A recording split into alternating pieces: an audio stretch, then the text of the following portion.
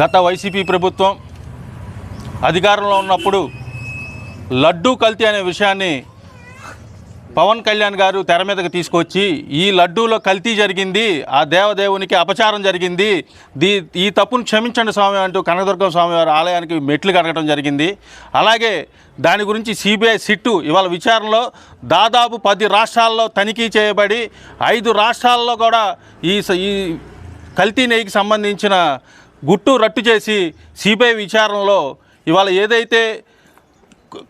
ఒక్క చుక్క పాలు కూడా లేని నెయ్యిని పెట్టారు, కల్తీ నెయ్యి కూడా కదా, అసలు నెయ్యే లేకుండా ఒక్క చుక్క పాలు కూడా లేకుండా నెయ్యే లేకుండా దాన్ని కల్తీ చేయడం అనేది సిబిఐ సిట్ ద్వారా వాళ్ళ విచారణలో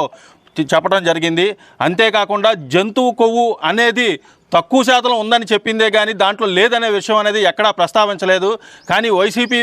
నాయకులు అందరూ కూడా ఈరోజు విష్ణాలయం దగ్గరికి వచ్చి స్వామి తప్పు చేసాం మేమే సర్దుకో అని చెప్పేసి వచ్చి దండం పెట్టుకోవడం జరిగింది. ఆ దేవుడితోనే మీరు ఆటలాడుతున్నారు, రేపు రానున్న రోజుల్లో మీరు శాశ్వతంగా అధికారంలోకి రాకుండా చేయడానికి ఆ దేవుడు మీకు సిద్ధంగా ఉన్నాడని చెప్పి ఈ సందర్భంగా తెలియజేస్తూ ఈ ఆలయాన్ని మీరు నడిచిన కాళ్ళతో ఈ ఆలయాన్ని అపవిత్రం చేశారు. దాన్ని ఈరోజు పసుపు నీళ్ళతో కడిగి శుభ్రంగా చేసి మళ్ళీ మీరు ఇలాంటి ఆలోచనలతో ఆలయంలోకి అడుగు పెట్టకూడదని చెప్పేసి ఆ దేవుడిని మనసారా కోరుకుంటూ మీకు తగిన బుద్ధి ఆ దేవుడు చెప్తాడు, మీకు మనసు ప్రశాంతత అనేది లేకుండా మీకు చేస్తాడని చెప్పి కోరుకుంటూ యావత్ భారతదేశం మొత్తం హిందువుల మనోభావాలు దెబ్బతీసిన మీకు కఠిన శిక్ష ఆ దేవుడే విధిస్తాడని చెప్పి తెలుపుతూ సెలవు తీసుకుంటున్నాను.